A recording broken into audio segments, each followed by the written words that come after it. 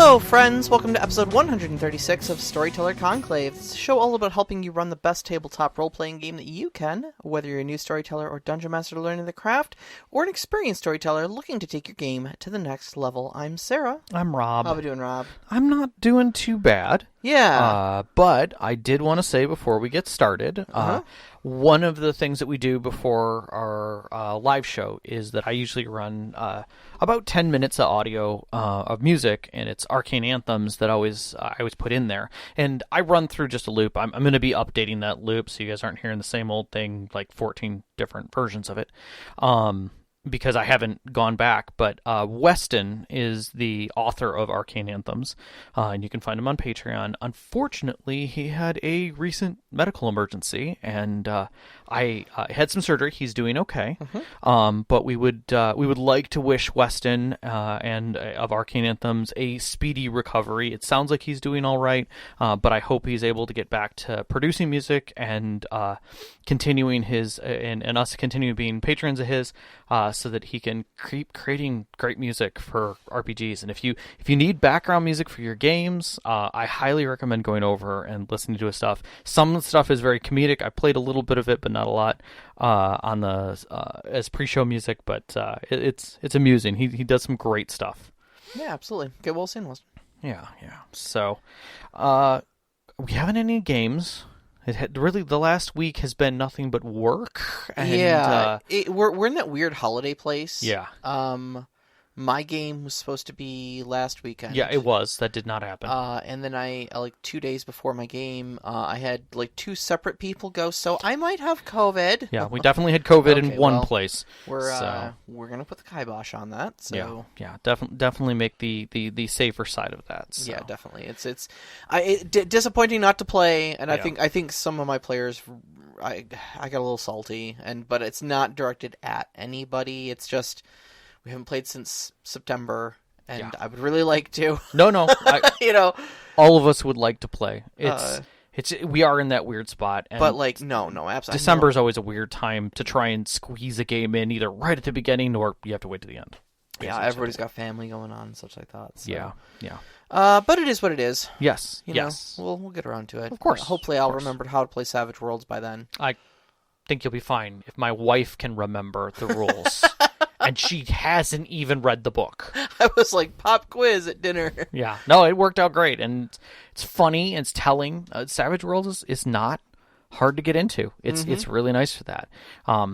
Which kind of brings us into some of the aspects of tonight. We'll definitely get into that. But I think the great thing about Savage Worlds is that it's one of those games where literally, if you know enough fundamentals of how the rules work, you literally can make it up as you go along, and you're probably going to be right. Most of the time. Yeah, I would agree with that statement. But tonight's show... Tonight is a very genre-specific game. Yeah. This is one that has kind of been on my radar. Yeah. Mostly because of the video game, Cyberpunk 2077. Yes. I'll be dead honest with you. I literally did not know that it was based off a role-playing game until I started learning a little bit more about the video game that recently came out. Yeah, I remember when Cyberpunk originally came out. I remember back in 1988 seeing it alongside some of the other games, and I was interested in it, but for some reason I didn't think Cyberpunk was its own game. I thought that it was part of something else, because I was looking at it from the Palladium angle, where it was systems have all these things, GURPS have all these things, and Cyberpunk was just a section of one of those things. And in my youth, I could easily make that mistake. Well, sure. I mean, the two biggest games during our youth, other than Dungeons and Dragons, were, like you said, Palladium, which spanned multiple systems, and Vampire the Masquerade, which was the only one facet of the entire world of darkness. Correct. And there were always aspects that bled into other games. And I, after reading through some of the research for this, I found out that there was a group that actually put vampires and gargoyles and things into the Cyberpunk universe in the earlier editions. I think it was during the not the 1990 release, the original Cyberpunk 2020. The 88 release? The 88 release was the first release. The Cyberpunk 2020 was released in 1990, and I think after that is when we got a bunch of add-ons and things like that were thrown into it. Oh, yeah, like 92 and 93, I think there were point like versions. Two little subversions, yeah. Yeah. But it had a lot of supplement books that were added to it. 28, there were 6 adventures, and then there were additional 12 adventures that were licensed by Atlas Games. So there was a huge package for Cyberpunk. That's not a small game by any means. No, and I think it's telling for its time of when it came in, how popular it was, and like when I think of Cyberpunk, the term, I think, Shadowrun. That was my first foray into that. And mine as well. And so when I went back and kind of looked at Cyberpunk as a system, I can see where people went one way or the other. And how the two of them kind of carried everything in a direction. I'll ask you this. What was the other D&D game that was out there? Oh, the other D&D game? When D&D was out, was there another game that was like D&D, another system? Think about it. I mean, I want to say there was, but I'm not. You can't name it. I can't name it. Like I mean, I know GURPS it had its fingers in every single pie out there. I want to say there was. I mean, there was Rollmaster.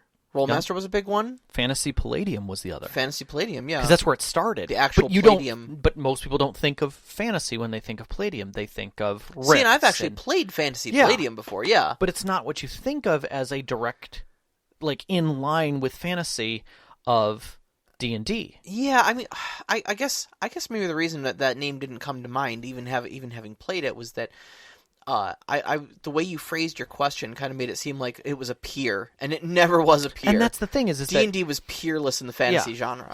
You had Cyberpunk, and then you had in comparison to it, Shadowrun. Yeah, and then to a degree you had the Palladium kind of world attached to that because it kind of all fell within that. World is falling apart, technology is changing everything, and maybe magic's a thing, maybe it's not, we don't know. Sure. But I liked the fact that Cyberpunk almost completely removed the magical aspect and inserted heavily the concept of humanity. And I think that's where a lot of people attached it actually closer to Vampire the Masquerade. Yeah, I could see that. There's definitely a lot of aspects of examining like what the nature of the soul is. Makes it sound a lot more philosophical, but as you get cybered out and even just existing in the bleak world of cyberpunk, where do you find your humanity? How do you define yourself in a society like that? Right. And I think at the time that it came out, that was a question because we had you had Mike Pondsmith who created it, was trying to write about the cyberpunk science fiction genre that was really being born. You had Walter John Williams' Hardwired that came out. You had Blade Runner. Although he didn't read it till after he started his stuff, William Gibson's Neuromancer was a huge part of that. And then you had like Streets of Fire and Bubblegum Crisis. I loved Bubblegum Crisis. And looking back in my own history and going back through the things of that time, I was attached to all of that stuff. Yeah. And it made sense for me, but I never really got attached to Cyberpunk, which was weird for me. Like, I didn't get into it till much later in high school and even into college is when I stepped into Shadowrun. Yeah, yeah. But I loved it. The moment that I stepped into it, I loved it. And I thought that it was a great fantasy sci-fi setting. But Cyberpunk is a dystopian technology setting. Yes. It's not fantasy. And I think that's the key component that makes it different, is that we are really honestly stepping away from fantasy. Yes. Yeah. And going over the rules, that was probably the biggest thing that hit me too, was without spreading itself so say spreading itself thin, because I don't want to use this as a platform to dunk on Shadowrun, because Shadowrun is great at what it is.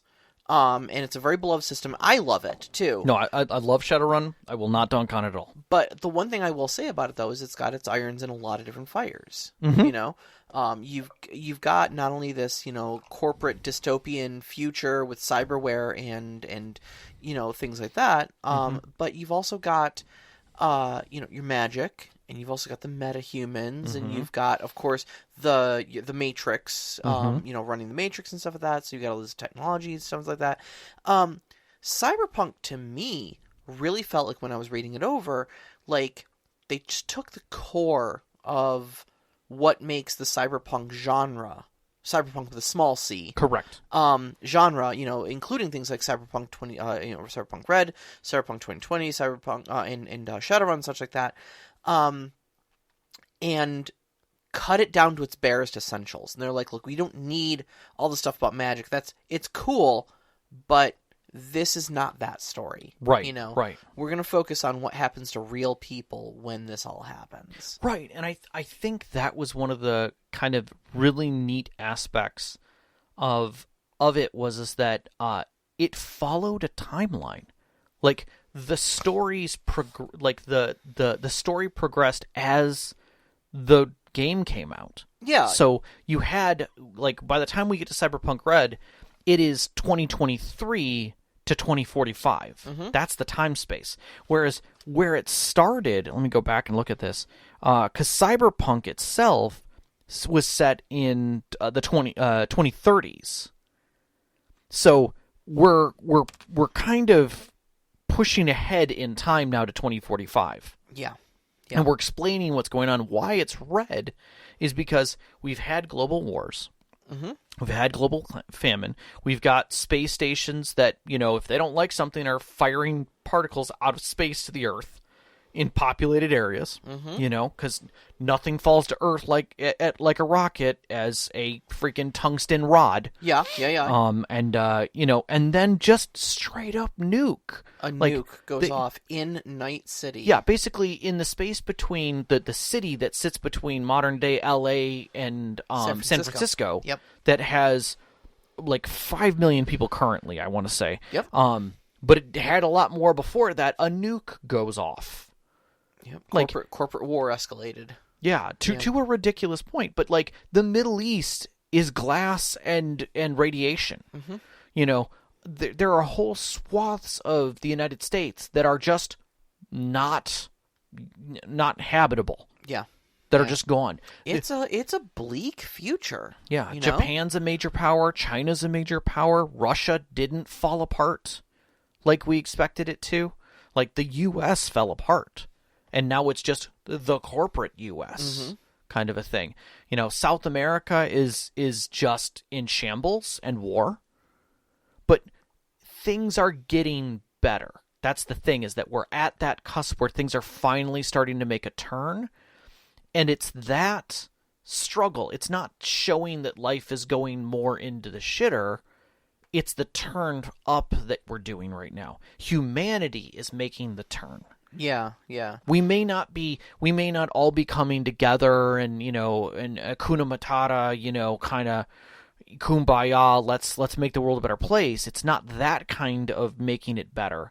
We're talking that on an individual level, humanity has made the turn. We now have instead of politicians driving things, we have charismatic forces that are changing things. The media actually has control in many ways of doing the right thing or spinning things the way they want it. You know, that's the political driving forces now, because they're the ones telling the story that are out there. And so you've got individuals, basically like media bloggers and vloggers, who are turning into these errant poster children for change and you know, growing. So you end up with a very odd mix of everything from your ham-fisted fighters and gun bunnies who are ex-cops or military or whatever, geared up to the nines or cybered out, doing legwork and dirty work, all the way out to, media jocks and rockers and corporate executives who are literally trying to make a name for themselves at the same time as making change, either for the better or for their betterment. Yeah. I think if there is a ray of hope in this particular setting, and I think I think one of the things that really kind of I don't know, maybe put me a little off balance about it. Right. Was like, in my mind, and I know you said you were doing the same thing. You kept comparing it to Shadowrun. In because that's where your experience lies. So you're gonna try to compare it to what you already know. Yeah. This setting is bleak. This setting is bleak, where corporations run everything, and, orbital defense lasers have ruined 90% of everything, and a nuke went off in the city, and it felt very hopeless. But, I think at the same time, though, there is that little ray of hope of, even your little characters may start out scraping together a living off of doing, weird little odd jobs, but you can become a force to be reckoned with in Night City. Yes. You can rise to the level of glam rocker playing international stages. Yeah. Or a fixer so powerful that, no trade, nobody buys a book of matches without you knowing about it in the city. Yeah. And without you saying it's okay. And that's the difference is, I look at Shadowrun's setting and I say Shadowrun sits literally just a few years earlier. Yeah. You didn't get above a certain point in Shadowrun. You were effed, you were a runner, right?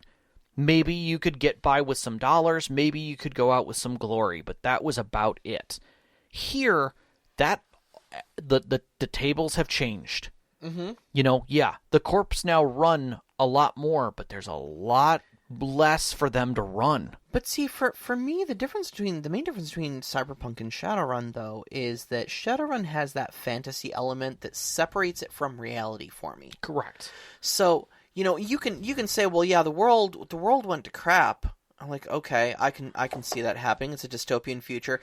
Well, no, it went to crap because there was this thing called UGE, unexplained genetic expression, and orcs and elves suddenly became a thing, and you're oh, okay. Yeah, and then the Great Ghost Dance happened, and the Native Americans summoned a tornado that trashed. Right. And you're like, okay, and now there's a dragon that owns a corporation, and now suddenly I don't feel so bad about the dystopian future.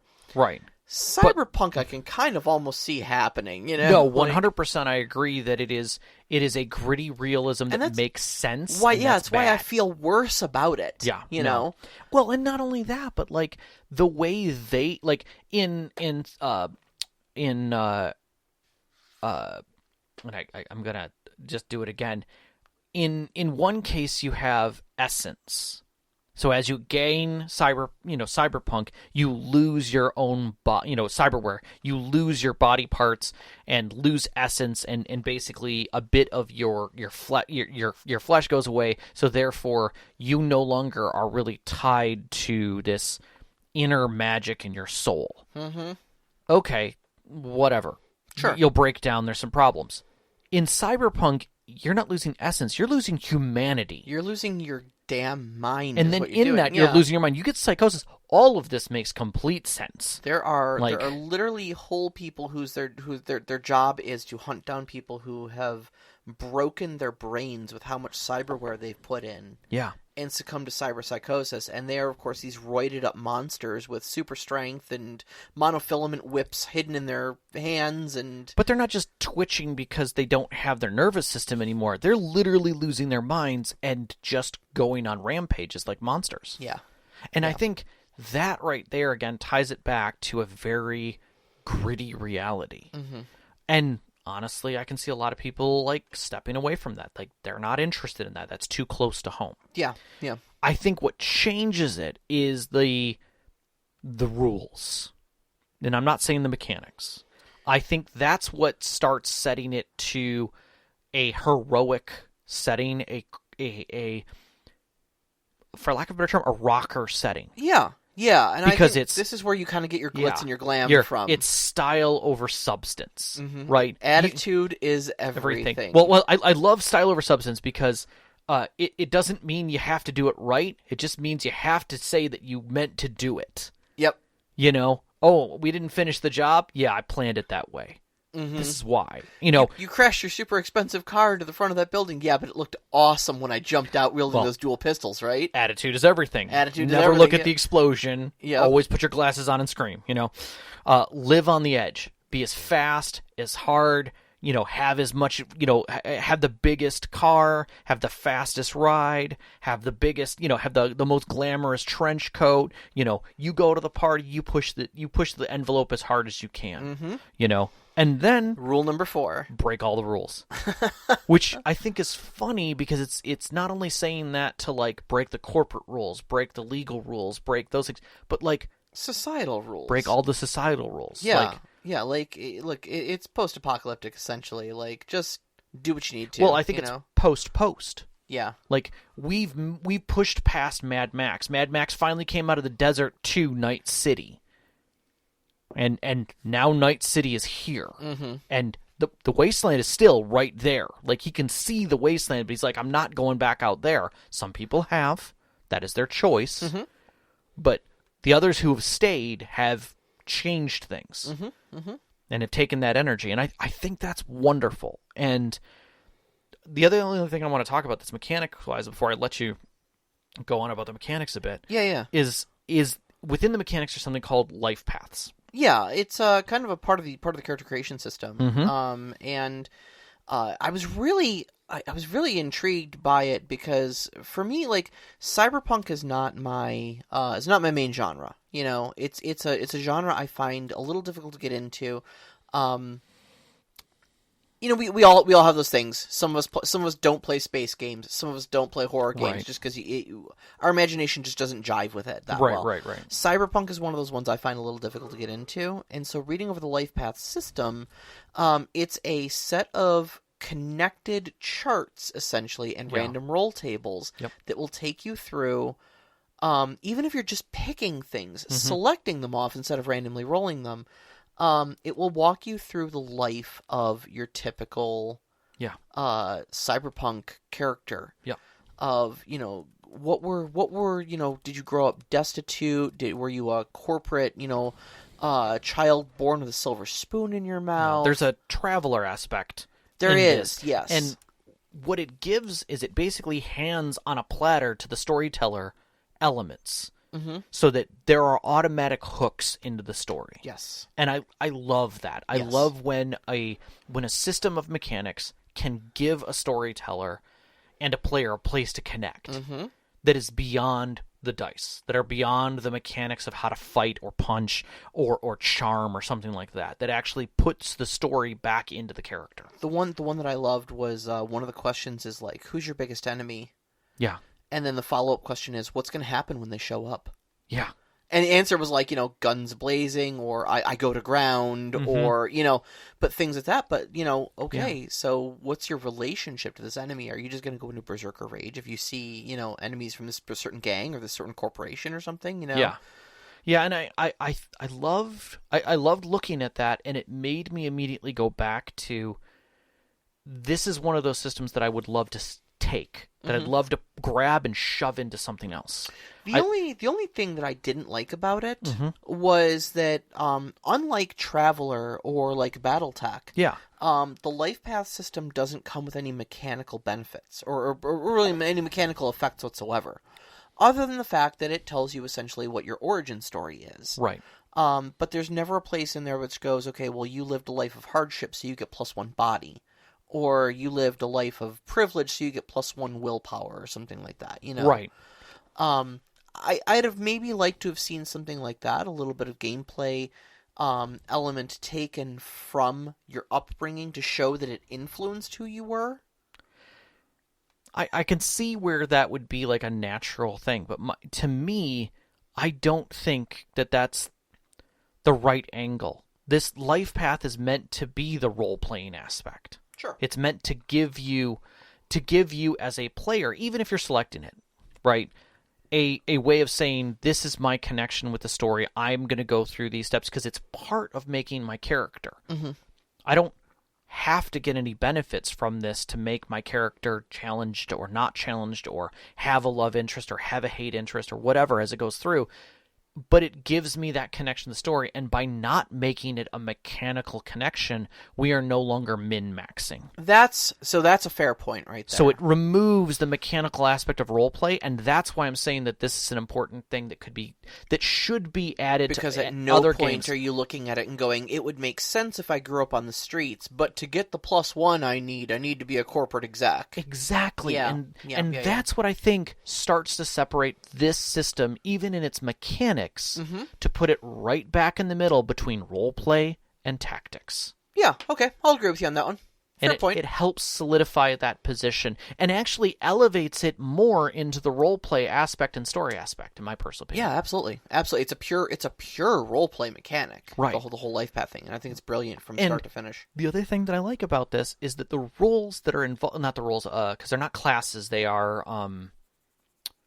what are they referred They're to? roles. Yeah. Are they're considered roles? The Your life roles. Yes. Those aren't traditional classes. You're not building a team to go on an adventure. These are people. They're just people. Granted, they have certain skills and things like that fit within a certain story element. But we're stepping away from the classic, I'm going into a dungeon, or I'm going against a corporation, or this is my gang. You could do those stories in this 100%, but that's not what the system is trying to tell you. Yeah. The system is trying to tell you, we're making a story. This story is organic. You're going to have a cop working with an executive who's working with a medic who's also working with a rocker boy. Yeah. Yeah. And a media guy. And you're like, what kind of job are you going to run on that? You're not running a job. Stop it. Yep. You're telling a story. Because guess what? You all live in the same apartment complex. Mm-hmm. Well, that's a different story. Exactly. It's like Three's Company with guns. Yes. And that's, again, it's the mechanics of the system are trying to tell you that this is not your traditional adventurer's game. Yes, exactly. But the mechanics keep you keep looking at them like, oh, but it's Cyberpunk. That means it's got to be this way. And screw the man. Yeah, I mean, but see, and that's like looking over some of the modules and stuff that they've put out too. They're all very heavily combat based. Which I agree with a lot of the reviews say that they don't agree with it, and I'm leaning with them. It should not be heavily combat based. It feels like there's a lot of mechanics here to allow you to manipulate the world in a lot of different ways that aren't combat. And so, I really don't want anybody to think of this as a tactical combat game. I think it does well as a tactical combat game. Oh yeah, but I also think there's a lot of as I was reading over the rules, especially for things like reputation and stuff like that, I was reading over them going like, wow, Rob is gonna love this. No, I would honestly say, in many ways, I would love to tell a story in Cyberpunk, but I have a fear that most of my players would turn it into Shadowrun. Yeah, I suppose that's maybe fair. Their brains wouldn't necessarily be able to step away from that, damn the man, save the planet as a bunch of runners. Yeah. I could see it. It's a challenge. It really is. It is. But you've got to step away from that, and I think it can do that. So I've waxed poetic now about some of the lore and background and history and theory of the game. Sarah, you've actually dug into the mechanics. All right, so character creation. Do it. Character creation was actually really interesting to me because they actually split it into 3 different modes. It's essentially got an easy mode, a normal mode, and a hard mode. Okay. Something I don't think I've ever seen before. I didn't understand it when I first heard someone explain that to me, and I was just like, excuse me? Like normally you're either handed a pre-generated character with a few blanks, right? Or you're told this, you have 2 methods, point by or roll. Yeah. And that was it. So to hear someone be like, oh, no. You get 3 fully different modes. 1, templated, like we're used to. Yep. to fast and dirty, or go to the numbers. Or calculated. Right. Go to the numbers. They call it Street Rat, Edge Runner, and the Complete Package. I love the naming. Now, templated is not exactly as it sounds. It's not as templated as a pre-gen character. Right. I mean, pre-gen characters will always exist, but and even in the quick start that they created, they had pre-gen characters, but there was still flexibility within the pre-gens. Yes. So if you're going through and as you're going through the character creation section of the book, it gives you basically all three sets of rules in the same place and says, okay, if you're doing a street rat, do it like this. If you're doing an edge runner, interpret the rules like this. And if you're doing the complete package, well, here's a whole separate page of rules for how you break down and you do these things meticulously. So a street rat templated play is basically, it's going to show you a lot of different charts, and you're going to take you're either going to randomly roll, or with your storyteller's permission, choose a line on that chart. Yeah, one of the 10 lines. It's either 10 or 7. There are like or 10 or 6. 10 different attributes and stuff like that. So like it's literally like I take line number 4, and those across the board are my attributes, right? As they are written. Like the edge runner version of that is I'm going to roll 10d10, and I'm going to take each individual column as a separate roll, right? But I'm still going to roll randomly for them off of this chart. Whereas if you do the complete package, if you do the calculated, then it's like, okay, you get this many points, point by, here's your minimums, here's your maximums. Right. Go to town, and you can meticulously go over your character with a fine-tooth comb. Right. Basically what it comes down to is the street rat is there for, like, either you don't know what you're doing enough to know what's good, or you want to get into the action very quickly. Yeah, it's time to put some characters to the sheets. Complete package is there for people who do meticulously want to spend 4 hours piecing together a character and going through every last accounting of where every last little point and where every last little Euro buck goes. And Edge Runner is honestly for those right in the middle. And I think it's great that they offer all three of these options for you. And of course, there's no reason why, if you've made 3 complete package characters, you can't just use a street rat on your next one and just be like, hey, look, the template for this rocker boy is actually very competent, so I'll just bump, and boom, I got a rocker boy. Yep. Yeah. And then you've got the roles, like character classes, that define who you are today. Yes. And that's what I like.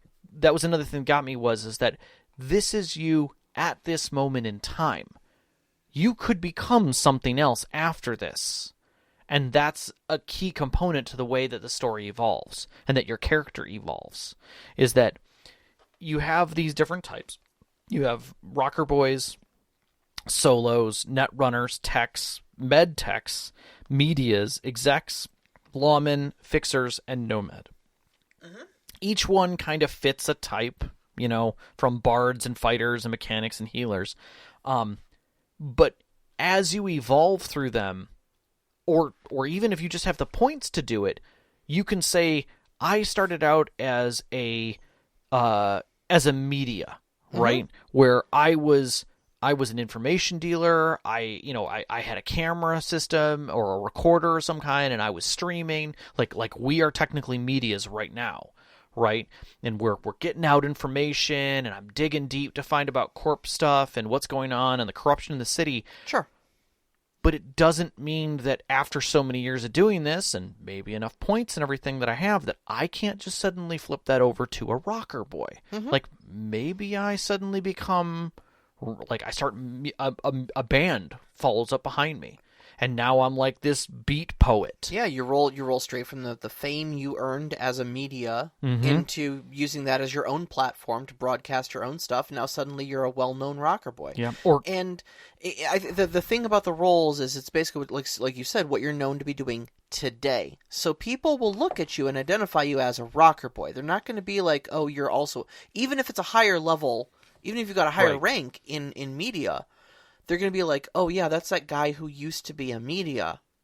Now he's a rocker boy. He's a baby rocker boy. Right. A rocker baby, if you will. Right. And what's interesting is the way the game allows you to continue your, like, you still have what you did as a media, but that's not what you are today. Exactly. That's not what people know you as. So you still have access to those skills, but it's not going to be the job that the job they call you by. Correct. And I like that aspect. I like that being able to trolls where it's like, yeah, I took 2 levels of wizard, but I'm 6 levels into fighter. Mm-hmm.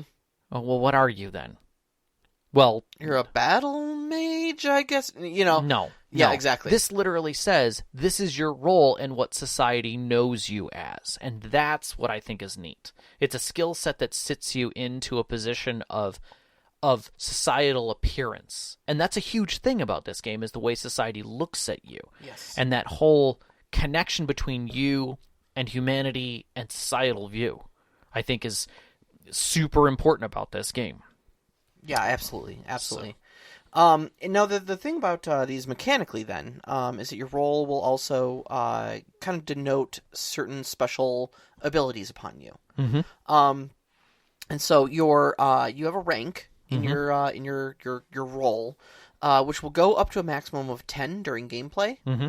And as I'm looking over this, I actually realized that I did all this studying, and I don't think I ever looked at what their XP system was like. I think it's not nearly as relevant to get through the system, but sure. I can see where you're saying, I'm like, I don't know how you go up ranks in your in your role. I don't think I got that far in the rule book. We were kind of cramming for finals. It's been a busy work week for both of us. Yeah. So, but anyways, you start with 4 ranks out of 10 in your starting role. Okay. And so you already start pretty competent. Yeah. Not great. Yeah. But competent enough to get your job done and be recognized as decent enough in your role to be respected in it. Yeah, when you buy your next role, you have to have enough points to buy into it. Correct. AKA to acknowledge that you're a part of that role, and it's something you must work with your storyteller on. Right, and you don't have to multi-class. You don't? No, definitely not. Yeah. So we're doing a lot of talking about switching roles here, but you don't absolutely have to do that. You can just take your role and be a net runner all of your life and be the best darn net runner out there. Yeah. Hit rank 10 and just cut things up. But your rank in your class it's kind of interesting actually, because they're not as well-defined classes as something like Dungeons and Dragons, which is like, this is what you do, these are the things you can do, and this is how you do them. Like, nothing is stopping my netrunner from grabbing a sniper rifle and just perching on a rooftop with it. If I've got a good enough skill roll for that, I can absolutely do that. No, I don't know if that's the best way I'm going to be using my talents, but there's nothing stopping me from doing that. At its core, they're very flexible, but what being a netrunner does for me is gives me access to interface skills and allows me to basically do all the netrunner stuff, which are basically like the deckers in Shadowrun. Solos, which are basically your street samurai, your bodyguards, your toughs, basically your fighter class. Yeah. Actually have a number of abilities to them having to do with like damage reduction or increased hit numbers or dealing increased damage because they're able to find weak spots on the things they're trying to damage, and you can move your points around either freely out of combat or as an action during combat to reallocate what bonuses you're getting. Oh, change your style, change your movement. Yes. Interesting. You could realize that the giant battle mech security droid thing you're fighting that the corporation unleashed on you has like a really high armor rating or something like that. Right. And you're like, okay, you know what? I'm not having any trouble hitting it. I don't need to hit bonuses right now.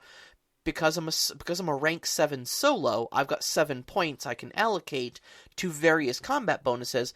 I'm going to, as an action, take a moment to reassess, shift my tactics, and all of 7 of those points are going now into armor piercing. And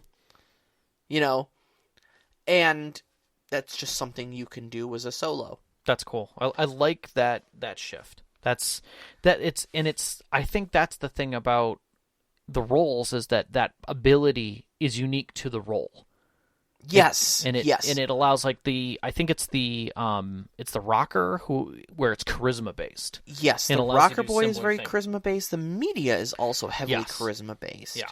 It almost feels like there's 2 for each of the, like, I would say stats, but stats isn't even accurate because there are 10 stats in this game, which feels like a ton. It feels like it's almost too many to me. But at the same time, like,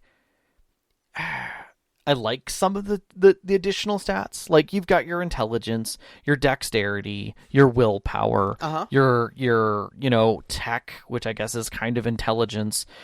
Reflexes is on top of dex, so it's different. Like, one is basically your speed and the other is your agility. So I like this split. During my research, I did look a little bit into friend of the show, Seth Skorkowski. Of course. Talked a little bit about the beginner's box. And he also really liked this split for the reason that a lot of game systems will lump dexterity in basically as one big stat. Yeah. And it will determine, like, your movement speed and your armor class because it figures in dodging, and it will your to hit rolls and your initiative, and it becomes this gigantic god stat. No, I agree. Like, you can dump other stats, but if your dex is high, you can do a lot more. And this kind of breaks that up a little bit and says, like, yeah, if your reflexes aren't good enough, you're not going to see the hit coming. You're not going to be able to get the chance to dodge it.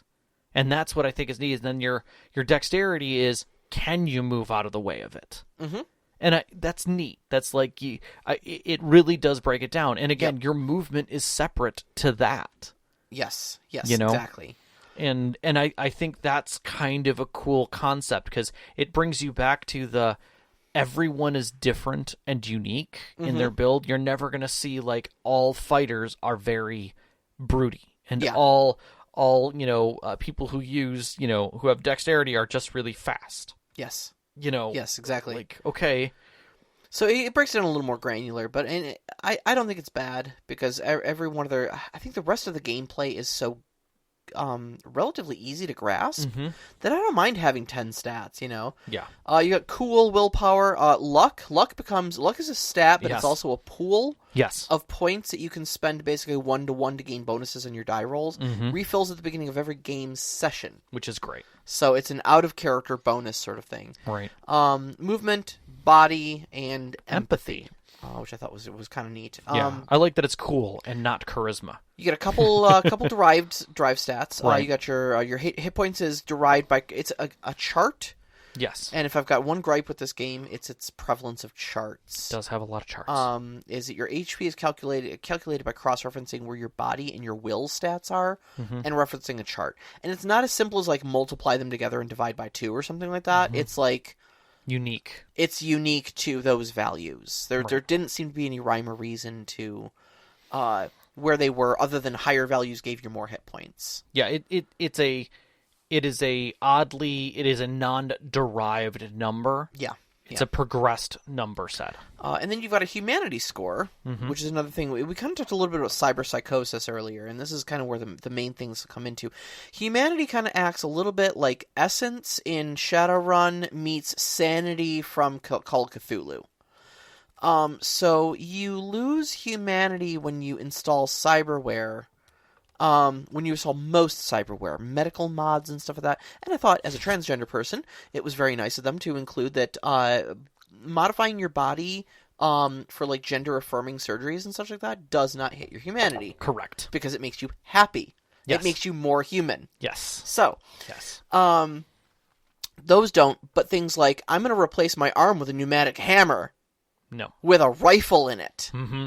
That hits your humanity. Right. Because you're becoming more machine, and that's not a human replacement. Or if you're becoming superhuman. Yes, exactly. Like, oh, well, I have legs that allow me to jump 2 stories straight up. Mm-hmm. I mean, that's not human anymore. Well, superhuman is not human. Yep, that's right. So those will hit your humanity score, and then also, like, witnessing horrific acts will also lower humanity. So what they say is usually, like, people will cyber themselves out to the verge of cyberpsychosis. It's usually something completely unrelated that pushes them over the edge. Yeah. Something makes them snap because they'll witness a friend get gunned down or something like that, and it just...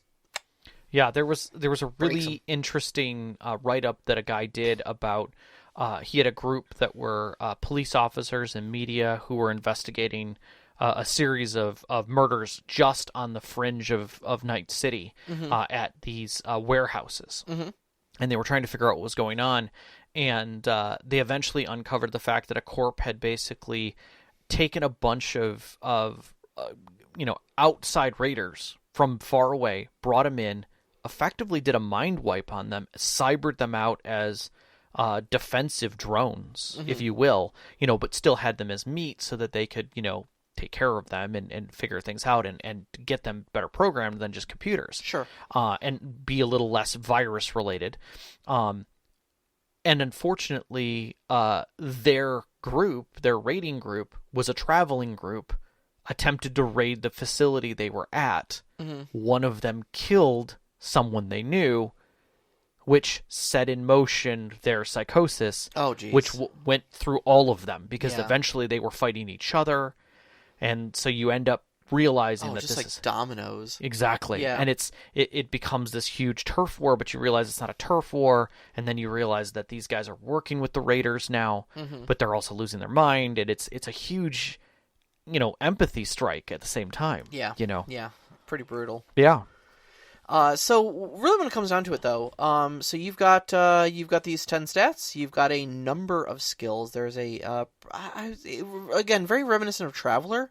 Yes. I think there was more skills than I personally was comfortable with, but less skills than like Palladium. Well, but the other thing is that anyone can try the skill. Yeah. There's no penalty to that. And I think that's one of the things that that they were saying in the quick start really makes it problematic is that the quick start doesn't show you all the skills. Yeah.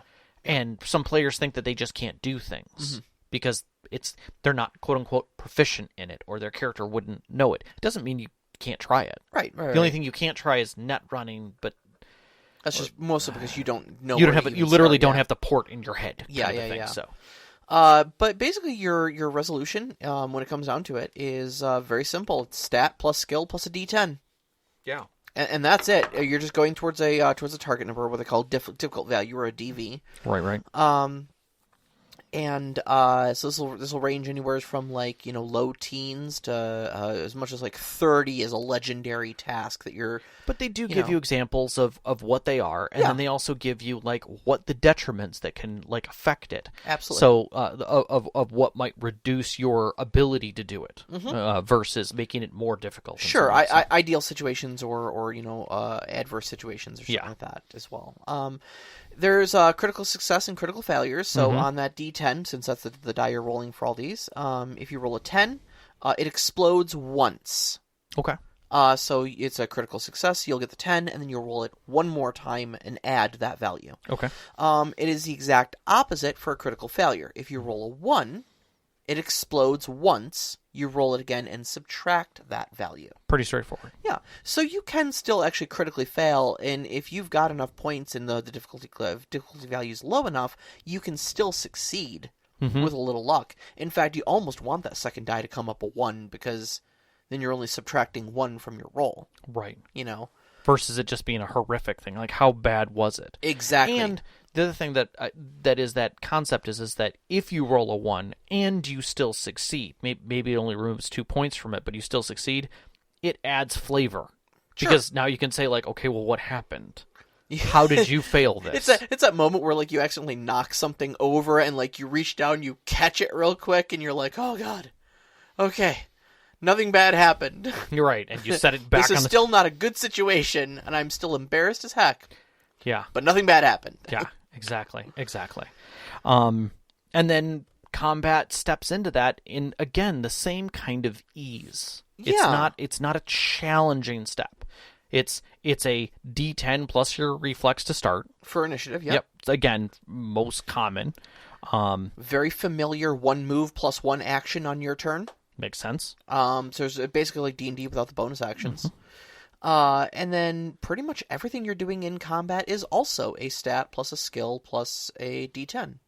versus a target number. Yeah, so or a pose roll. it might be my dexterity plus my pistols plus a D10 to fire my pistol and see if I hit you. Right, and then there's the challenge becomes a chart effectively for anything that's ranged related for firearms and things like that. The base to hit values are all done on a chart, and this is one thing I both liked and didn't. In that it's not an easily recognizable set of numbers. Right. We were talking about at dinner. I was like, I said to your wife, I was like, Vicky, what's your base target number in Savage Worlds? And she goes 4. I go, and for what role? I don't know, all of them? No. Exactly. Right. See, we're not even playing. You've played literally one game of Savage Worlds in your entire life, and you know that off the top of your head. Right. Quickly. Right. What's the to-hit number for pistols at 30 meters range? Right. What is it versus 10 meters range? Right. Exactly. There's a chart you have to reference. The chart makes sense from a realism standpoint. Pistols are easy to hit with up front, but quickly fall off with distance. Right. Assault rifles, difficult to hit with up front, difficult to hit with at extreme ranges, but the middle ground is really where they excel. Right. Their target numbers actually are shaped like a U. Right. High, low, high. Sniper rifles do the exact opposite. Real bitch to hit with up close, but if you're at 200 meters, I can put one in between your eyes. Exactly. But I won't know any of those without the chart. Right, but the good part about it is that it is just the chart. Correct. Yes. We are not dealing with the same level of challenges that we are accustomed to with something like Shadowrun, where it's, okay, here's my to-hit number, plus this, minus this, plus this, minus this, minus this, plus this. And that's an opposed roll, because my opponent will be also trying to dodge, which is going to be a roll of this, plus this, minus this, plus this, minus this. So your number of dice is going to be challenging my number of dice, and then once we hit that, we have to roll Yeah, we making it a little more complicated, but that's really not any more complicated than it actually is. Hugely any more complicated. But realistically, looking at the way this goes, it is still not nearly as even crunchy as D&D when you're dealing with some of the target numbers. When you're dealing with things like AC, with spells, with bonuses, with detriments, it falls right in line with that. It just gives you a chart to start the process. Exactly, and especially since you're using the same type of skill rolls as you're using for everything else, whereas something like Dungeons & Dragons 5th Edition, combat goes by completely different mechanics than every other thing in the game does. Right. That's one of the detriments that it has, is that if you went through and charted out D&D, it would be ridiculous. Mm-hmm. But realistically would make way more sense to do. Mm-hmm. But you'd be charting all kinds of stuff, because every weapon is different. There's reach, there's, ranges, there's short, medium, and long range. Classes change whether or not it is in range. Your size changes whether or not it's in, So you look back at that and you go, oh, so the charts actually prove that this is simpler. Mm-hmm. I mean, that's the weird part about it. Yeah, we're coming from Palladium, where charts mean charts, and this basically just says charts make it easier. Yeah, that's the difference. Exactly.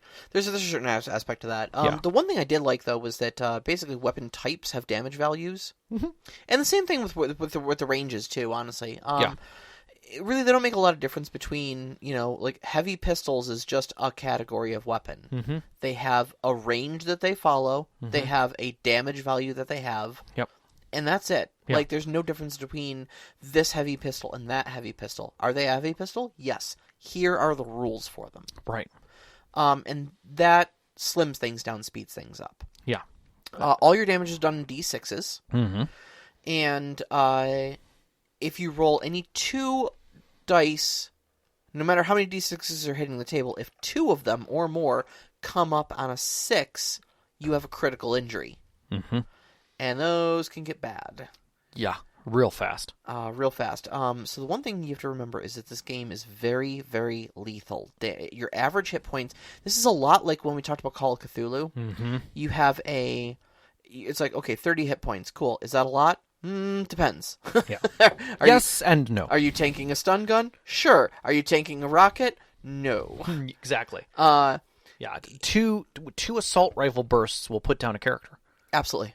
without question. I mean, one assault rifle burst if they roll high. Well, I mean, if I have an armored vest, maybe I'll be okay. Maybe. Yeah. But it's actually a pretty lethal system. And there's also kind of it's a very light death spiral mechanic. Yeah. But there is a death spiral mechanic where once you are less than half your hit points, -2 to all actions. Yeah. Once you hit 0 hit points, it becomes very bad for you very quick. Yeah. Armor is not by location specific, if I remember correctly. It's not like kind of and kind of not. It's location simplified. specific in the same way that like Savage Worlds is, where it's Right. like your legs are armored. It's not as granular as like foot, shin, thigh, Right. right leg, left leg, but Right. it's like torso, head are Right. important locations. You know? Right. And I think that helps. I think that helps versus just saying, I'm wearing heavy armor. Yeah. But you can see my face. But I still have armor on my face. Mm-hmm. No. It acts as damage reduction, Mm-hmm. so it'll just straight up strip damage off of any incoming attacks. Melee weapons are actually kind of valuable in that because they ignore half of the target's armor. That's nice.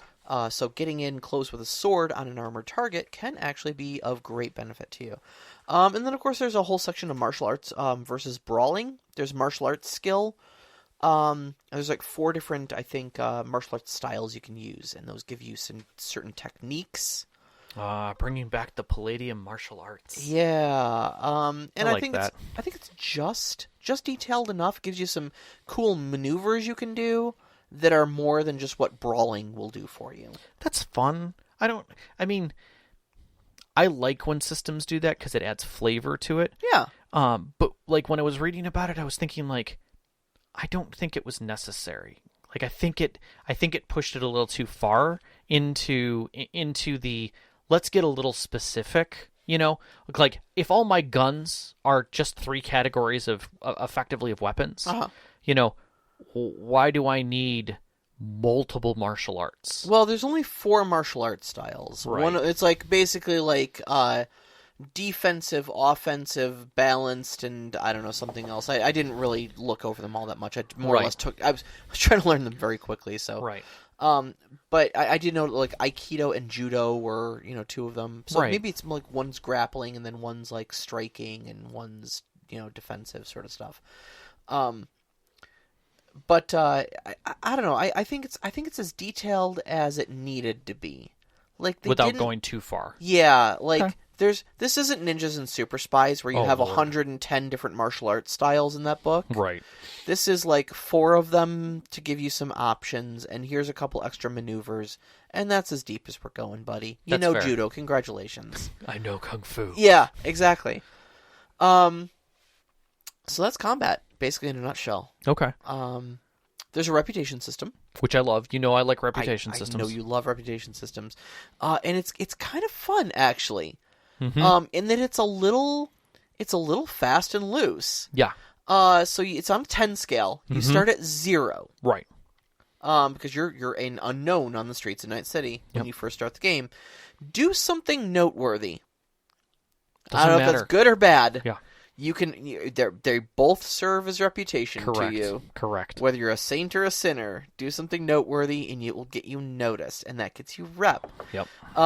Anytime you meet a new NPC of note, you roll a d10. And if it is at or below your current rep, they've heard of you. Yep. And again, I don't know what they've heard of you for. What did you do to earn that rep? Toilet girl. Yeah, toilet seat girl, yeah. Exactly. Yeah. And again, even if you did something horrible, chances are there's someone out there that's glad you did that horrible thing to whoever you did it to. Right. You know? And or who is very angry that you did that nice thing for that other person. How could you support them, Exactly. So, yeah, whether your good deed or your bad deed that got you noticed is a good thing or a bad thing is not a universal truth. Yeah, this is another one of those things that I really like that they threw in the game, and I would love to see this ported in other systems. Because it's a very simple mechanic to add to change that moment that you meet an NPC that's new. Yep. And I mean, doing this in D&D is a great idea. Oh, I think so, yeah. You could easily tear this right out of the system and throw it into your D&D game, and just everybody starts at a 0. The moment they do things, they start going up from there, and you just make notes in a little journal of what they've done, and then roll and be like, oh, they love killing goblins. This guy has goblin problems. These guys are on my A list. Hey, you're that guy who killed a bunch of goblins the other day. Hey, everybody, this is the Goblin Slayer kid. Yep. Suddenly it's a thing. And that right there, again, it's another point of investment that puts the player back into the game. Exactly. And then you've got face downs. Which is the other aspect that I think is fantastic. Oh, yeah. So you can stop combat sometimes before it ever begins by facing down your opponent. It's a way to kind of weaponize your reputation. Yep. So everybody makes a cool plus reputation plus D10 roll.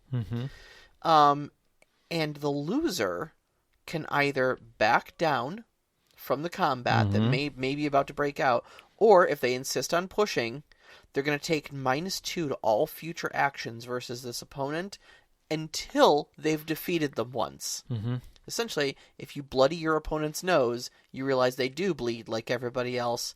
They're not so scary now. Yeah, the -2 is a neat, concept. It's not a heavy thing. It's not crippling, but it's significant. It's enough to push you back. It's that when the two ninjas are blade to blade. Yeah. And one's pushing a little harder, and then he just reminds him, that flash in his memory of his best friend getting murdered by this guy. Pushes his blade back just a little bit. It's that moment, I love it. I absolutely love it. Yeah. I'm like, are you sure you guys want to do this? Are you sure you want to do this? Yeah. No, you know what? We're cool. That's what I cool. thought. We're cool. That's what I thought. Mine says 0.50. Yes. Desert Eagle 0.50. Now, go away. Exactly. Nice. All right. So, net running. Do we want to open this Pandora's box? I kind of do, because I really liked the system for it. Okay. I'm gonna go over it very quickly. I'm not gonna fine tooth comb with this. All right, so net runners, their special ability, their role ability is the ability to net run. Period. That's, by the way, not the internet. The internet is gone. Yeah, if for those of you who are Battlestar Galactica fans, that's effectively the kind of net we're talking about. Everything is a local area network. Everything's a LAN now. Yeah, because you don't want to jack into the actual net. Well, yeah, I don't even think the actual net is there because the war has destroyed most of the infrastructure that kept it up. Correct. But it's also crawling with homicidal cyber viruses. Correct. That have mutated and changed so many times over. Awful, horrible things out there. So black ice to a degree that you don't want to think about. Basically, you only ever want to hop on the net if you need to. Right. And that's what netrunners specialize in doing. So I read over the rules for it, and it's very cool and left me very inspired to work with this. It's almost its own game system. It's way too much to review without just skimming over it here. But correct. Basically, netrunners have access to multiple interface actions depending on their netrunner rank. Okay, so every combat turn, you're getting one action to fire your pistol. I'm getting 4 netrunner actions to manipulate the computer system here, because that's just how fast it runs. Right. Right. So you can do things like, jack in, delve deeper. It's a lot like dungeon crawling. Okay, so like jacking in, enter the dungeon. Delve deeper, pick locks, passwords.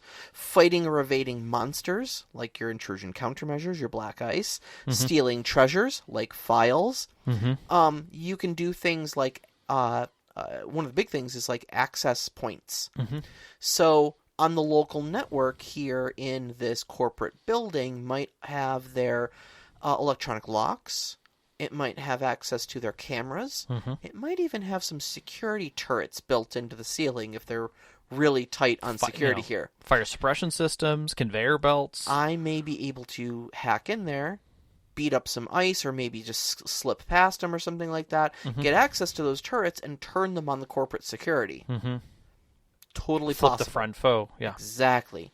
And so it's very cool. There's a system for it too of how net combat works. There's stats for the Black Ice, which basically works as almost like a mini monster manual. Honestly, conceptualizing it as mini dungeons, really helps. No, it makes it a lot easier every time I've looked at it. But there's a whole system in there too about how the architect, as a storyteller, how to create these dungeons essentially, how to create these networks, how to populate them with interesting things, and make them significant to the setting that you're in, so that your netrunner feels like they can interact in a meaningful way. Yeah, I saw someone who created a quick board that they would populate with carts, so that they would see a dungeon board as it laid out for the netrunner. And I thought that was a great way of doing it, because it's easy to lose track of where you're at and where you're going. As I was reading, I was thinking about doing exactly that. How would I make like little cards as little nodes? Yeah. The one that I saw that I thought was really cool was, do you remember though? I can't remember the name of the game that it used to come in, but you had these little slide windows. It was a giant square, and you had little slide windows that you would open and close within it. And it was kind of a memory game of some kind. Sounds vaguely familiar. I know what you're talking about. Someone took basically that concept and turned it into a netrunner board that was basically 8 by 8. Was the standard grid, and you'd come in you could pick which access point you wanted. You're like, you have this access point or this one today, and the guy just put a card in at the beginning of the game. When they would get there, like, here you go. Here's your 2 access points. Yeah. And he's like, all right, I'm gonna enter here. Slide that window down, and that was what was there. That's awesome. And I was like, okay, Absolutely that is really cool. But you'd also see little dashes to know which way you could go next. So Knox in the Box is asking in the live chat here, he says, so Netrunner does kind of a solo combat-ish encounter? Yes and no. So your Netrunner is going to be the only person able to see and interact with the net in that area. Or the Netrunners. Or other Netrunners, exactly. However, mostly because of these access points and stuff like that, and because think of it like a local area network. Again, don't think of it as the internet. Think of it like a building, right? Having all of its own stuff running on a network that's computerized and run all together. Now that network doesn't extend outside of the building, but things like locks, cameras, security turrets, right? Things like that will all be controlled by maybe their main computer, right? The Netrunner is going to be interacting with that, but it's not necessarily a solo combat encounter, because unlocking the doors for your gun bunnies, right, is going to be a very valuable thing. Turning the turrets on the enemy security forces is going to be a valuable thing. Right. And so it's often in tandem with the events that are going on in the tactical sense outside of the net. And that was something that was big within the new version of Shadowrun as well. Yeah. And making it more like you're still there. You're not 100% in a different world. And I think that's the other thing, is that you've just got an AR display that's up. So AR is augmented reality. Yeah, so you could basically have, your hand on your hip at your gun, and when, you're jacked into the room, the other guys have moved out of the room, maybe there's one guy covering you. If someone comes in the door, you can make your action. I shoot the guy at the door. Yeah, you can still see him. You can still fire on him. Now, mind you, that's your action for the turn. You're not going to get your 4 Netrunner actions. Right. But that's a legitimate thing. Absolutely. You're still there. You're still conscious, and so you're still part of the scene. You're just manipulating it in a different way than everybody else is manipulating. Right. And sometimes, if you want to keep it from being a net running combat game, which I think is kind of cool, is that a lot of times the places that you're going are not super high tech security. They're lockdown facilities that are either old or there's a lot more physical security, because digital security is expensive and meat security is cheap. So you may get in there and it may be hard to get to the data vault, but when you get in there, you jack in and it's 4 steps from you getting the files. Yes. Like, Yes. literally, the guy does his one turn. Now, granted, you're fighting off meat security at the same time as he's trying to get his chance to do his job, effectively, is what's going It's on. like breaking into a bank surrounded by, 30 different armed guards, and when you get in there, you realize the vault is just a greasy Burger King bag with some money in it. Kind of, but more like, hey, I'd really like to pick this lock, but I'm still shooting my gun. Can you guys cover me for, like, 1 or 2 turns? Yeah. Just so I can get that job done. So yeah, I think that's really where that kind of sits. The idea of de-resing, you're not dead, but you are out. Yes. Like, you are no longer connected to reality in the same way. And your programs can be attacked and stuff like that, Yeah. too, to de-res them as well. Your programs kind of have their own hit point pool, essentially, so it's... Yeah. It's again, I'm going to kind of skip over it because there's a lot there. But suffice to say, it's if you think about it conceptually a little bit like dungeon running, running a little mini dungeon, where your intrusion countermeasures or your other net runners or other programs and stuff like that are almost like monsters that you have to defeat to get further in the dungeon to do the things you want to do. That's basically net running. Yep. But in a computer. Yeah. All right. Closing thoughts. So this is what got me about this whole system is when we first started looking at it and I started getting into the delve of it, I had this uneasy feeling that I liked it and I didn't like it at the same time. Sure. And I couldn't put my finger on what it was about the system that bugged me, or that I liked about it. It always felt like it was light, like it sat in the middle, in just an odd way in the middle between gritty, tactical, good stuff, and a very light, skill-based RP game. Okay. But I think that's why I have a hard time with it, is because my brain is pulled in both directions. I'm expecting it to be one or the other. I can agree with that. But the more that I talk about it, the more that I look at the system, the more that I look at the overall handling of it, I feel that it is a system steeped in a mechanic system designed to press you into roleplay. I'm going to give you all the technical things you need to shove you toward role-playing. But I'm not going to remove your tactical aspects. I'm just not going to shove it into a tactical game. I'm not going to make your roles point you to being a numbers jockey where every hit point and every bullet counts. Yeah. I'm not going to tell you that that's the system. I'm going to tell you this is a hard world and you're a hero. You're changing the world, but you are really cool about doing it. Your style means everything and how you're going to be able to accomplish this. Right. Because that's really all that matters. Money's gone. Money's just a side thing. Fame, glory, gets you to the real goal, which is humanity. And I think that's what I like about it. Is that it gives it, when you really look at the system, if you remove all the things that you say that it should be doing like X, or should be more like Y, when I'm talking about systems, I think that's one of the things that Cyberpunk Red does really well, is that it lets you say it is not those things. It is a role-playing game. It is telling stories. And I think that's really cool. I think that's where it comes into, as far as the mechanics and stuff come into my mind. Yeah, well, hell, that's a much better answer than I was going to give. So things it does really well for me, especially reading over the rule book. Like half that rule book is world building. I love that.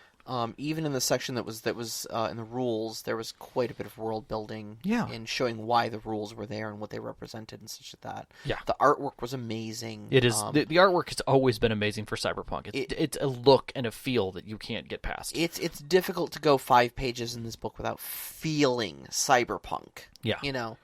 Like you want something on you augmented suddenly. Yeah, exactly. The system, I think, like you said, it kind of feels like it has a lot going on. I think, but the mechanics are all very simple. So I don't think you may be at a loss for like what chart you should be looking at, or you may be at a loss for what stat goes with what skill momentarily, but you'll never be at a loss for what you should be rolling. Well, and the other thing that I like about the book itself is that you are never at a loss for where that information is. Yes. That's the one thing that I like about this is whereas every other system, you may be going into sub-chapters to find the specific thing for X or some kind of errata discussion that, discusses grapple because it's in this mechanic over here. Yes. You don't have that problem with this system. Yes, agreed. This system puts you right to where you need it, and if it's not there, then it's not the rule. And that's great. That's fantastic. What nitpicks did you have with the system? I got a few. I have a few in my head. I would agree with one thing, and that is that it is easy for you to want to add to this system because you feel that it is incomplete, and that can be problematic. Like, it doesn't have X mechanic, so I'm going to add it. And the moment you've added it, it's different. The system becomes tactical, or something to that regard. And that is the one thing about it is different. It is intrinsically different than any other system, but not so much that it's not recognizable. And because of that, it's easy to step in and make mistakes. Okay, I actually could agree with that. I would say probably one of my biggest gripes is that there are a number of charts. Some of them are necessary, some of them are not. A lot of them are in the character creation section, and that's fine. You only ever see those charts once, but again, I kind of keep coming back to that weapon range chart and stuff like that.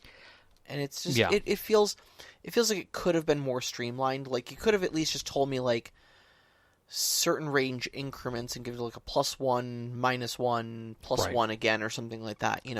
But I mean, I think in the same regard, like if you really took this entire, if you took all of the mechanics of the system and put it in a chart in front of you, like a standard DM screen, I don't think you'd fill it. Right, but as a player, though, that's the problem. That is the key. Those rules being accessible to the player, not the storyteller. Yeah, again, you're back to, is this a BattleTech? Every player needs a 8.5 by 11 two-sided cheat sheet, and the answer is probably yes. But honestly, that's not a lot to ask. At the same time, it's still you need it. Yeah, and I think too, like I mean, typically you're only going to be firing one type of weapon, so you're only going to need to know one set of ranges. So maybe if you just have that chart sitting in front of you on a 3x5 card, Yeah, that's true. It's easy enough. True. One of the other kind of gripes I had... I saw this on there. ...was I felt like I needed a translator sometimes reading this book.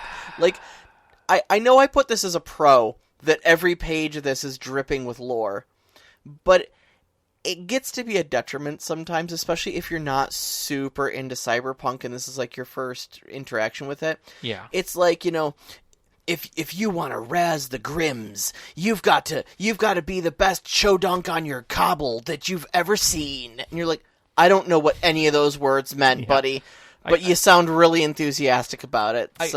You could say the same thing about a lot of other systems like that fit within this, where you're throwing terminology right on top of everything, and it becomes too much. Yeah, it becomes unrecognizable.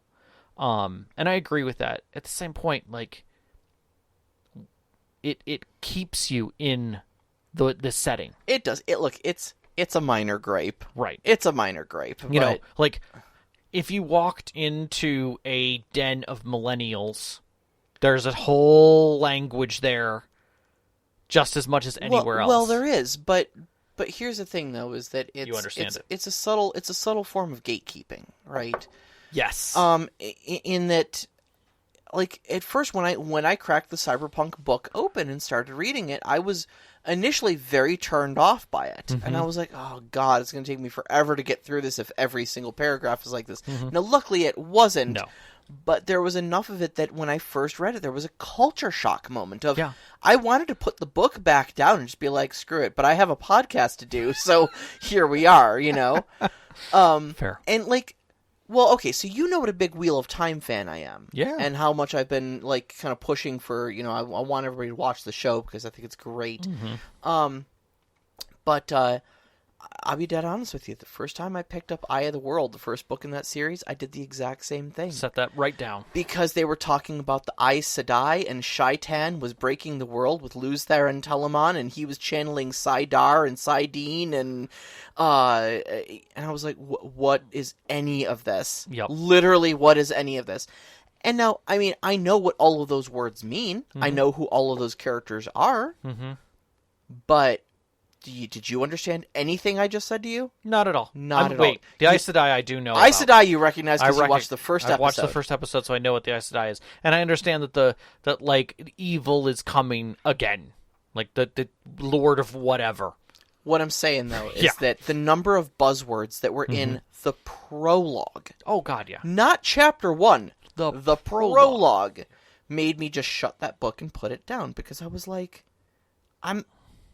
what? Yeah. I am 4 paragraphs into this and I am lost. I don't want to have to constantly refer to a glossary to be able to read this book, you know? Yeah. You pick it up quick enough, but man, you gotta want it. It's intimidating at first, and it's a little gatekeepy. You know? And I think you said it at the beginning of the podcast is that it is realistic. We don't have a fantasy cover on this world. Exactly, we don't have elves or magic. It is not an alien race that has shown up. It's not some ancient evil or gods. It is us doing this to ourselves. And in that, one of the cons is that this game is very cynical. It is very dark about humanity and where it's put itself. And that humanity is crappy to humanity. And that's it. Like, it's not like AI has turned on us. It's not like, dragons have come back from, their great slumbering depths. Nope, we did this. We did this to ourselves, and we know we did this to ourselves. And so it's super cynical. And so if you're looking for a lighthearted romp, this may not be your game. Yeah. At the same time, if you're looking for something that is set in an alternative reality that is not far off from what could have or could happen to our world, that makes for a unique setting, that feels like Blade Runner, or feels like Johnny Mnemonic, or feels like a dystopian future where corporations and their rulescape have kind of dominated the playing field, and that cultures mix and societies mix to a level that it's not even humans versus cyborgs versus roaming bands of slightly irradiated motorcycle gangs that go across the desert Mad Max style. It's all of those people in the same world trying to make humanity work. Yeah. And that's kind of beautiful in its own way for storytelling. It's an odd definition of beautiful, but I'll back your play on that. For storytelling, it's beauty. Yeah. I say in that sense. Yeah. In that sense. Okay, we have some questions. We have a couple before questions, we go on for hours. So Knox on the Box asks, in my research into Cyberpunk Red, most of the concerns I see people have with new versions are that it seems streamlined so much that players feel forced to house rule it just so that it's more fun or even makes sense. Players complained of limited actions / mobility. One example that keeps popping up is the ruling of not being able to fire well in cover. Another popular complaint involved the weaponry being too generalized and dull. How do you make raw rules like this easy to enjoy / digest without house ruling everything? And that's what I was talking about, is that we are so complacent with either tactical games or heavy roleplay. Like, that there can't be a mid-ground, that there can't be a common point where we accept that, hey, we want a little tactics in our storytelling, or we want a little storytelling in our tactics, and we carve out some weird system and slap it on top of our heavy tactical game so that we can roleplay, and it feels awkward. Well, yeah, it's gonna. This system sits in that point, so when you say something like, and I saw this a lot where people are like, well, I can't fire while I'm in cover. Okay, No, you're going to have to pop out of that cover to fire, but you can go back into the cover when you're done shooting. Like, it's okay, dude. Correct. And that's the thing is that you're making an active decision to come out. This is a dangerous world. This isn't you in Shadowrun using your smart link to look over the wall through the eye of your gun to be able to target and shoot somebody. That's a different game. That's a heavy tactical shooter. If that's what you want to play, go play Shadowrun. Use that system. On the other hand, if you want a game where you're holding yourself behind a wall while a guy is shooting rounds at you, and then you pop over and shoot rounds at him, and he stays behind his cover, and the whole time you're having a conversation with each other about who's right and wrong, because it's a storytelling game, then this fits into that place to give you a little bit of tactics to be able to do that. And I think it is just fast enough to be able to enjoy that story. I think that when you're looking at the system, you cannot look at it with the same lens as you do D&D or Shadowrun or Palladium, where tactics are the key. Yeah. Where hit points and bullets and the amount of actions you have versus their actions matter. I agree. I think my answer is going to be similar, but it's going to be a little more harsh, I think. Drop it. We got a microphone, they don't. I got a microphone.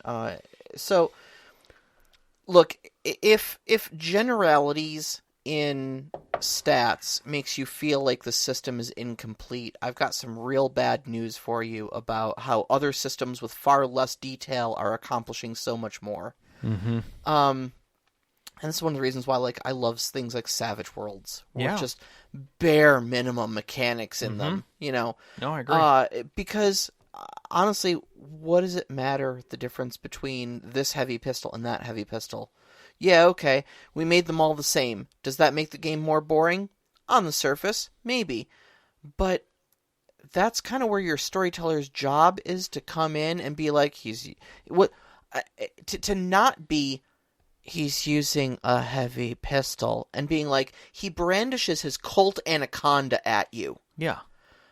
And you look down the 10-inch barrel of it before he squeezes the trigger. You know, like, that one's got more flavor than the other, but they mean the same thing. Yeah. At the end of the day, I'm still rolling the 3d6 or 4d6 or whatever damage that does. You know, we're still rolling the same to hit numbers, but one feels less generic than the other. Yeah. You can describe things any way you want, and you should be. You should be adding that flair, that drama in there.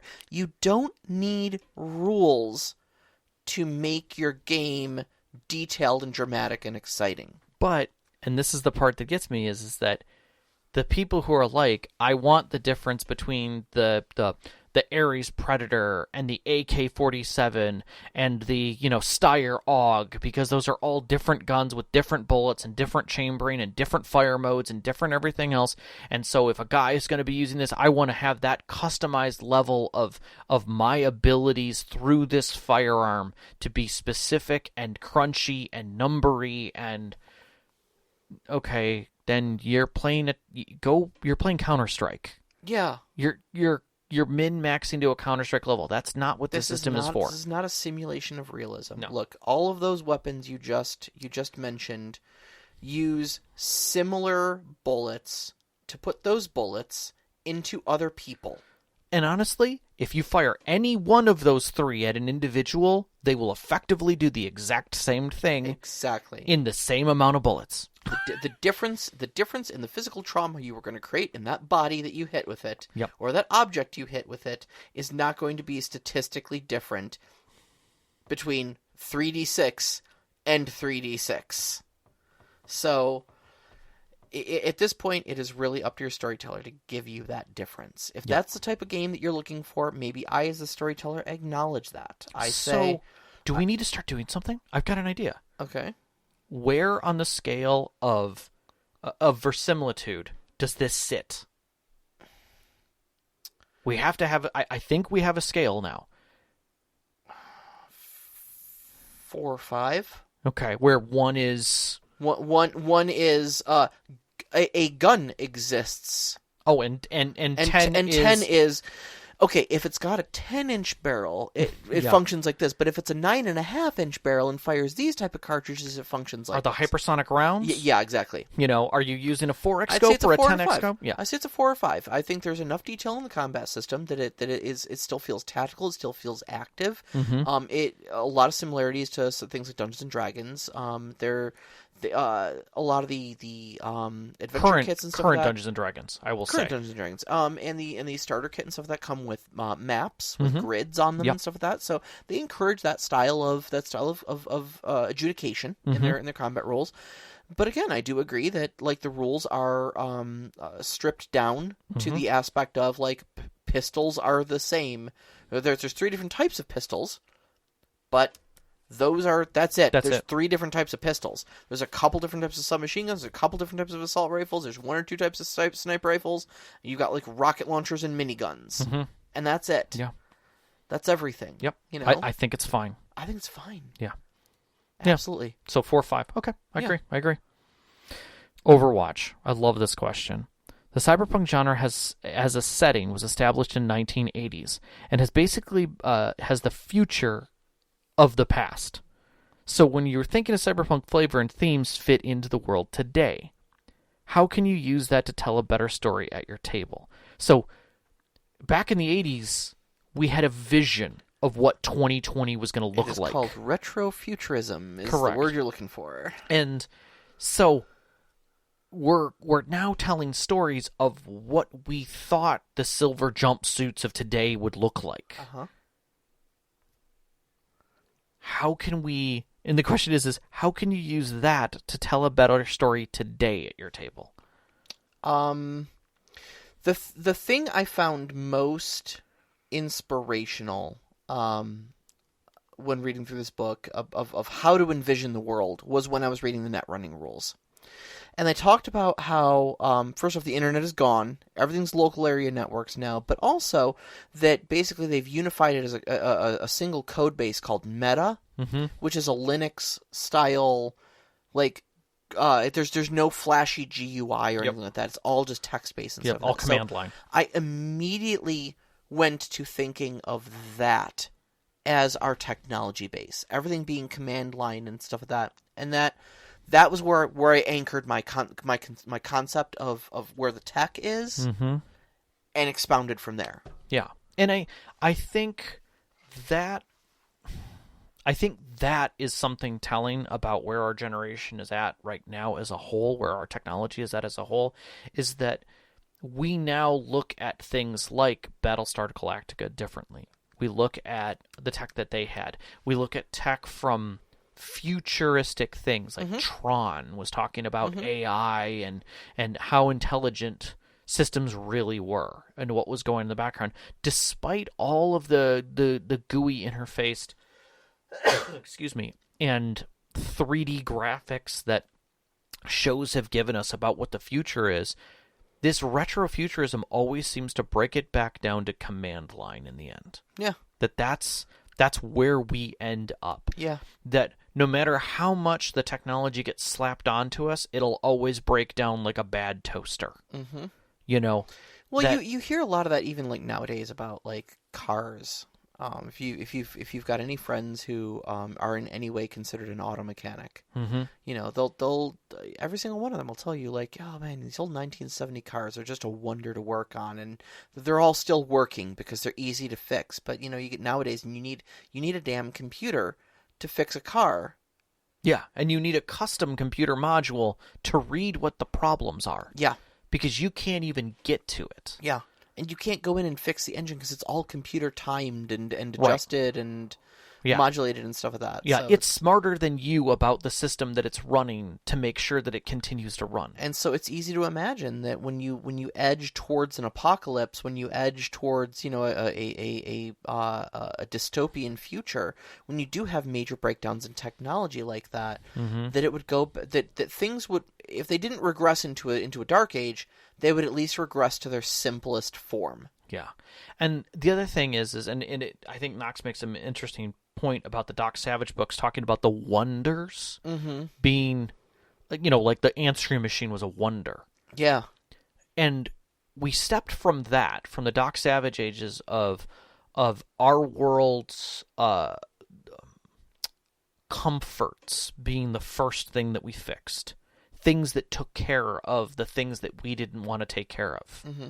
You know, I'm going to say it, the 1950s, well, the little misses don't have to do this anymore. Those types of things. We moved from that to today, which is now changes for us to be more, to be different, to transubstantiate as humans.